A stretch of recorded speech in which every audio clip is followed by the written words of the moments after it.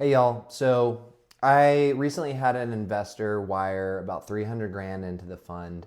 And they sent me a handful of questions right before they made the wire. And so these were kind of like their last minute fears that they were just getting out of the way before they clicked, send wire. And I thought it was pretty telling. I think it's probably the thing that most investors worry about when they make an investment into private lending or a fund or anything of that sort. And his question centered around risk, right? Which makes sense. It was, hey, Harrison, if these loans don't perform, what is my protection, right? Like what can we do here? And so I wanted to just address super briefly a couple of the things that we do to protect investors, from borrowers who might not pay when we make a loan. And so the first thing is we have diversification. That is the beautiful thing about the fund setup, right? Is we have pooled resources of a lot of capital partners and investors, my own personal capital together so that we can do more loans as a group. And when we do that, we have a little bit of exposure to all these loans rather than 100% exposure to one loan. So it's just built-in diversification, right? If you are lending on one flip to one borrower and they stop paying, it's a huge deal. There's other protections in place that I'll talk about where you should still be able to be okay. But at the same time, that's stressful. Nobody wants that.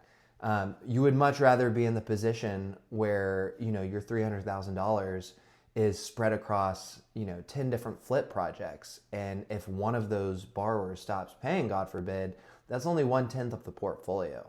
That said, we haven't had any defaults to date, knock on wood, but it's bound to happen when you do enough loans. So it's a smart thing to be asking about, what happens when someone stops paying. So the first thing is diversification and spreading your risk. And that's the beauty of a fund setup.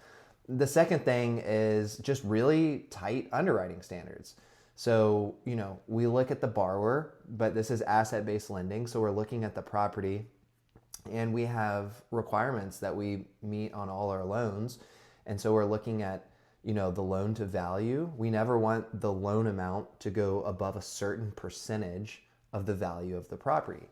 And so that's typically 75% of the after repair value or up to 85% of the purchase price. So that makes sure, right, that the property is always worth more than the amount of money we're in it for. So if a borrower stops paying, we have first lien position on the property. We can take that property back.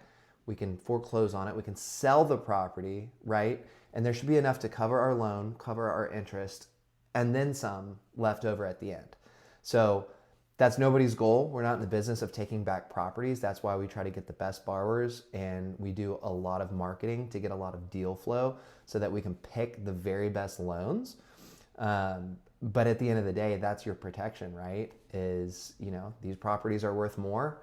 The property is our protection. We worry about the borrower and their experience, but we worry more about the property because that's what we're taking back if something goes south. So there's a lot more that goes into it than that, but I thought it was interesting, his questions, and so I just wanted to highlight those 2 points. To me, those are probably two of the biggest protections we have when investing into fix and flip loans as a fund is we've got built-in diversification, which a lot of private lenders do not have because they're doing direct one-to-one loans. And two, we've got really stringent underwriting standards, so we're always making sure that our loan amount and the amount of skin we have in the game is less than the collateral property is worth.